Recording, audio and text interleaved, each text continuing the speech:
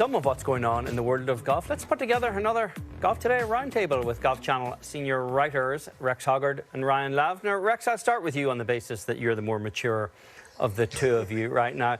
I want to go back to something else that's happening at a far-flung tournament. Collin Morikawa is playing in Japan, and overnight he rejected any suggestion that his call for the fans at Bethpage to create chaos was the word that he used, that in any way that contributed to the scene that eventually unfolded there.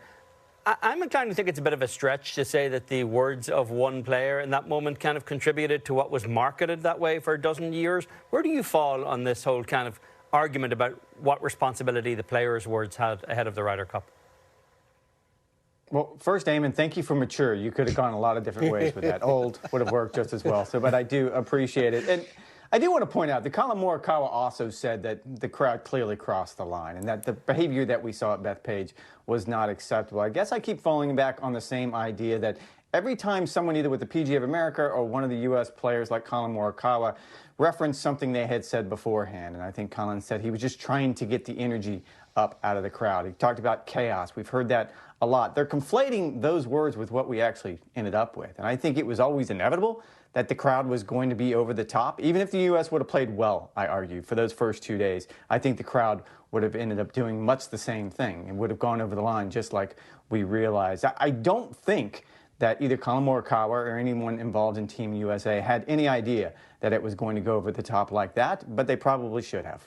Well, Lav, if the Ryder Cup has too much chaos, the President's Cup is lacking chaos, and some would say lacking juice as well. The Americans have won 10 straight. We spoke to Jeff Ogilvy yesterday. I reminded him he has no players in the top 15, just 2 in the top 30. If the Americans should win for an 11th straight time next year in Chicago, what is the future of this event? I don't know if there is one. I mean, I'm not sure you can look at any golf fan right now and say, are you excited for the President's Cup just because of what we've seen in the lopsided results? Just one win back in 1998, just one tie back in 2003. The last, at least on U.S. soil, have all been blowouts. Remember back in 2017, they almost won the event on Saturday when it's supposed to be a 4-day event. Eamon and David, you and I have covered a lot of these, and there's always like this simmering frustration on Sunday night and what can be done differently. The PGA Tour, oversees this event, oversees both of these teams. And when you look at the tweaks that have or have not been done, they have not made a single tweak to the scoring adjustment since 2015. I know they want to differentiate the President's Cup and the Ryder Cup. And that's why they're not going to 28 points. They have 30 points. That's actually down from 34 like they had to. But there has to be a way to level the playing field, because you look at the talent disparity, it is stark. Just put it in line, put the President's Cup in line with the Ryder Cup, make it 28 points, and just see if you can have a more competitive result, because right now I think fans are going to have a really hard time getting invested in this product that's been so lopsided.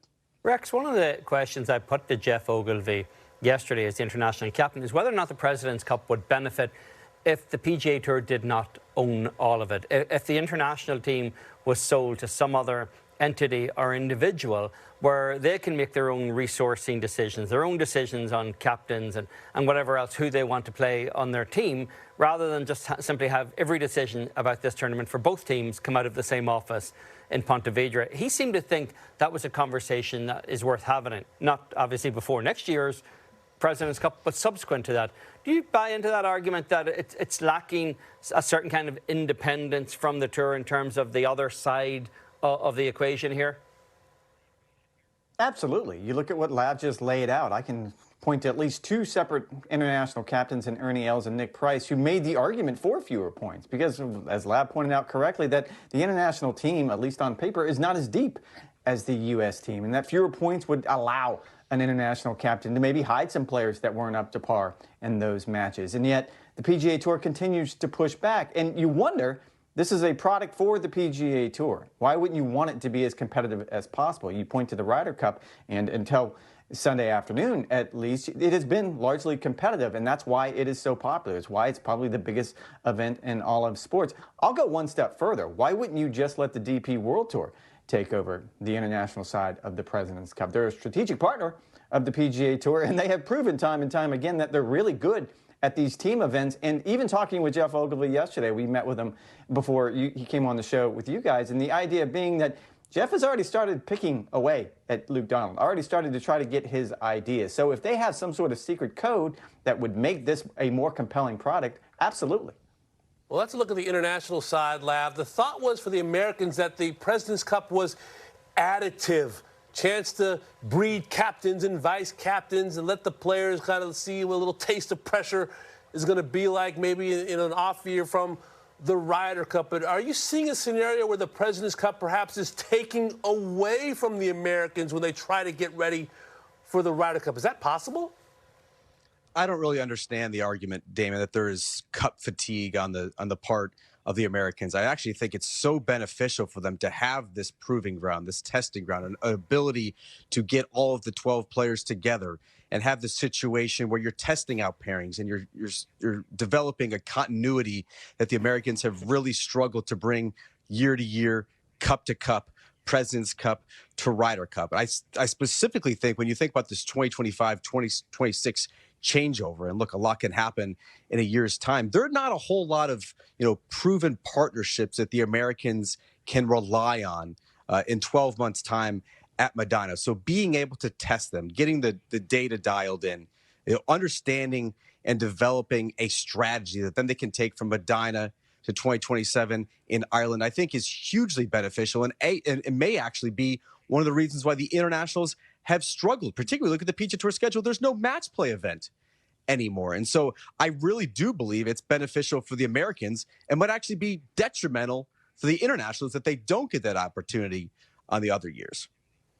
Rex, speaking of losing strategies, last week, Liv's UK arm published its financials, which detailed a $590 million loss in 2024 alone, bringing to about $1.4 billion the losses for that specific entity in 3 years. And that doesn't include everything they've lost in the United States, where half of their schedule is played. It doesn't include everything that was spent in 2025. Is there a reckoning coming at some point? Because conservative estimates suggest well north of $5 billion has been torched at this point. Or are the bots to be believed that the Saudis can and will continue to fund this forever?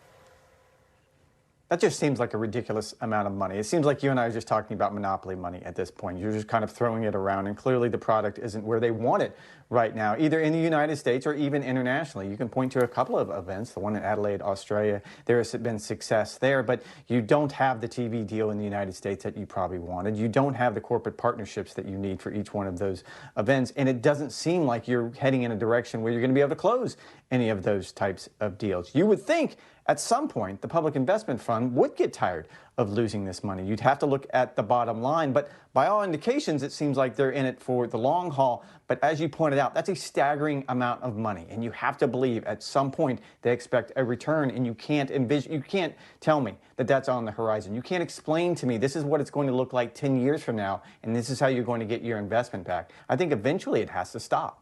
Speaking of staggering, Lav, we spoke to the World Golf Hall of Fame member, former U.S. Ryder Cup captain Lanny Watkins yesterday. You said the PGA of America should consider removing the 2033 PGA from Bethpage State Park, considering what happened at the Ryder Cup. Does he have a point, or is that not quite addressing fan behavior as a whole across the board, across the country, and singling out a little bit of mouthy Long Islanders, as it were?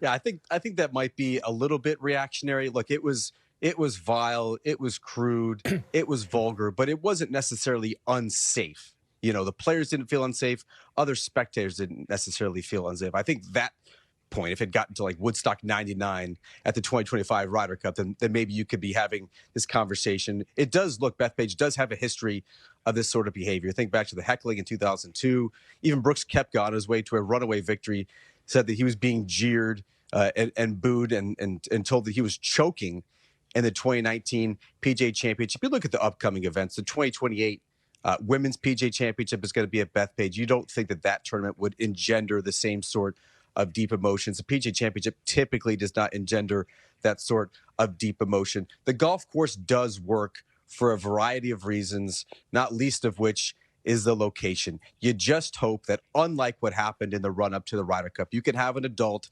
stand up and say, look, we love New York crowds. We love the energy. We love the atmosphere you bring, but you have to be respectful. and anyone who chooses to cross the line is going to be dealt with severely and dealt with swiftly. We did not have that in the run-up to the Ryder Cup.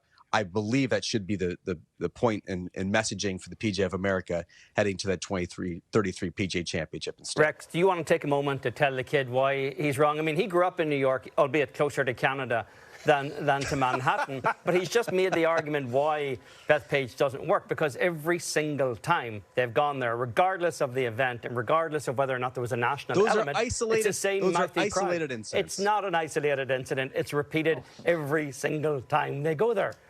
Rex, where are you on that? And it's repeated at every single sporting event in the city. If you go to a Jets game, as awful as that team is, you're also going to hear the Justin awful Fields things said from the crowd. Well, hey, that's true. He certainly does stink, and let's hope the Knicks have a little bit better season. But that's what you're going to get. When you go back to the decision to go to Bethpage and having an opportunity now to maybe revisit some of these ideas, the reason they went there, yeah, the location is great. Yes, Bethpage from a logistics standpoint is a fantastic venue. They went there for the crowds. They went there because they wanted this electricity. No one could have anticipated this, but that was what they were always going to get. It's not going to change just because it's the PGA Championship. It may be a little bit less subdued. It may not be quite as gross or uncomfortable as it was at the Ryder Cup just because of the feelings that event brings out. But yes, it's always going to be like this. So the PGA of America and anyone else that wants to hold an event there has to make a decision that, no, you're not going to be able to stand up, try to be the adult in the room, as Lav would like to say, because they're not going